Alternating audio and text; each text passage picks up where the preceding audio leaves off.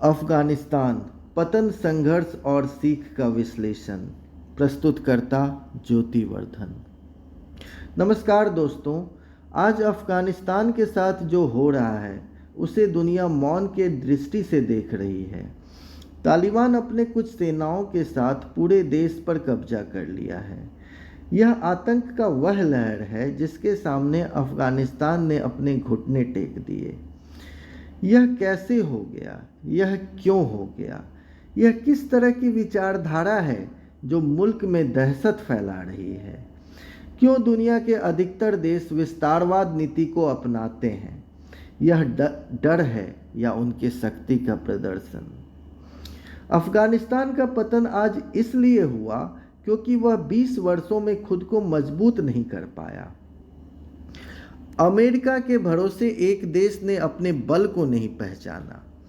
शिक्षा नीति, राजनीति और विज्ञान को जब तक मजबूती नहीं मिलती है तब तक एक राष्ट्र खुद को मजबूत नहीं कर सकता है। एक देश जो टूट गया है, पड़ोसी ने ही उसे लूट लिया है। मुश्किल से तो संभल रहा था, देर सवेर निखर भी रहा था। आज़ादी भी अब मौन हो गई, किसको सुनाए वो दास्तां। दुनिया की राजनीति तो देखो, कटे पंख को जोड़ना चाहे पर अब तक लड़ा नहीं है, कोई भी साथ खड़ा भी नहीं है। मरहम मांग रही है जनता, त्राही त्राही कर रही स्त्रियां।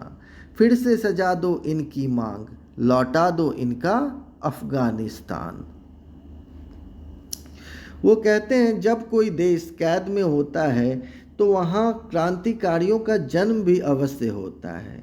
फिलहाल मोर्चे की शुरुआत पंजशीर से हो गई है। 5 शेरों के नाम पर बसा यह जगह प्राकृतिक संरचनाओं से विकसित हुआ है और क्रांति की ज्वाला यहाँ से भड़क चुकी है।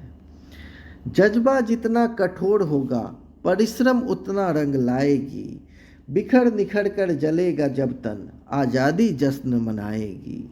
चुनौतियाँ बहुत हैं, कठिन है, बर्बरता से है कपट भरा, पर देखना एक दिन मेहनत की स्याही निशान छोड़ जाएगी।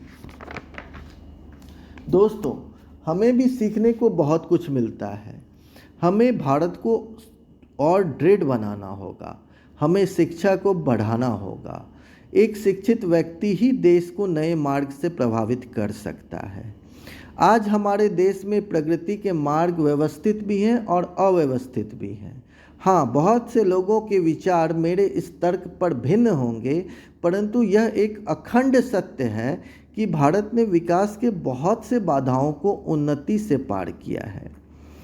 हमारे यहाँ विख्यात वैज्ञानिक, व्यवसायी और साहित्यकारों के साथ साथ बहुत सारे सुप्रसिद्ध हस्तियाँ भी रहते हैं।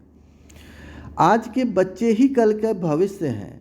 उन्हें शिक्षित करें ताकि भारत आधुनिकता के इस नए युग में नई चुनौतियों को स्वीकार करे। तो हम बात कर रहे थे अफगानिस्तान के संघर्ष की। संघर्ष में ही तो जीवन का निवास होता है। कोई भी देश हो या व्यक्ति बिना संघर्ष के कुछ तरक्की नहीं कर सकता है। यह विश्व के लिए संकट का आगाह है। सोचो, एक देश जिसने बंदूकों और हथियारों के बल पर अपना राष्ट्र चला रहा हो, वहाँ शांति कैसे हो सकती है? वहाँ के लोगों पर क्या बीत रही होगी, यह कल्पना मात्र से ही डर लग जाता है। स्त्रियों की मानसिक स्थिति क्या होगी? उन्हें तो बगैर मर्द के बाहर जाना भी कानून के खिलाफ है। दहशत खुद दैत्य की शक्ल में समाज को आईना दिखा रहा है। काल कर रहा है बातें, काल कर रहा है बातें, निकाल कर दिखा सके तो। पनप रहा है मुझ में तेरे विश्व का पाखंड। लड़ लड़ लड़ लड़ मुझ में तू है समाया, संभल अब मैं हूँ दूर की माया। नज़दीक कब आ जाऊँ मैं, किसी को है क्या पता। अफगानिस्तान की यथार्थ परिस्थिति कितनी गंभीर है, इसकी व्याख्या वही कर सकते हैं जिन्होंने यह जिल्लत झेली है। समाज में चरित्र और एक देश में मानवता को कैसे कुचला जाता है, यह आप तालिबान में देख सकते हैं। मानसिकता किस प्रकार मानसिकता किस प्रकार हिंसक रूप धारण कर लेती है, यह अब सभी को समझ में आ चुकी होगी। विशाल विभूति से निर्मित चट्टान भी टूट गया होता, काया का वो कल्प राज्य संदूक में बैठा ना होता।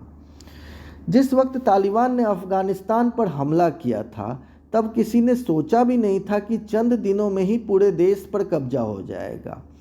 किसी भी देश में सबसे मजबूत शख्स होता है वहाँ का शासक। जनता के हित में फैसले लेने वाला शासक अगर युद्ध के समय अगर मैदान छोड़कर भाग जाए तो उसके सेना और जनता का मनोबल गिर जाता है। यही हुआ अफगानिस्तान में भी। अमेरिका ने भले ही अफगानिस्तान की सेना को गत 20 वर्षों तक प्रशिक्षित किया होगा, परंतु धैर्य और साहस किसी भी सेना के पास तब तक रहती है जब तक उस देश का शासक शासन कर रहा होगा। जब देश का शासक ही मैदान से लड़े बिना, अपने सैनिकों के हौसलों को बुलंद किए बिना चोरी छिपे भाग जाए तो सेना क्या जनता भी दुश्मनों संग लड़ नहीं सकती है। फिर भी इस कैद देश का एक प्रांत जिसने लड़ना छोड़ा नहीं है और उम्मीद है कि किसी दिन पंजशीर दुनिया के लिए मिसाल बन जाएगा। भारत ने भी अफगानिस्तान के तरक्की में काफ़ी हद तक निवेश किया है। भारत के विदेश और सामरिक नीतियों के प्रबंधकों का कार्य तो बहुत ही प्रभावी रहा है, परंतु थोड़ा आश्चर्यचकित हूँ कि आप अफगानिस्तान की बदलती परिस्थिति को क्यों नहीं भांप सके। यह आने वाले समय के लिए एक चिंता का विषय है।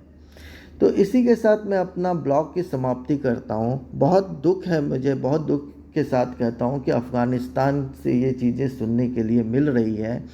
मैं वहाँ जो हिंसा हो रही है उसकी निंदा करता हूँ और इसी के साथ मैं अपनी ब्लॉग की समाप्ति करता हूँ और आप अपने सुझाव कमेंट बॉक्स में डाल सकते हैं। धन्यवाद।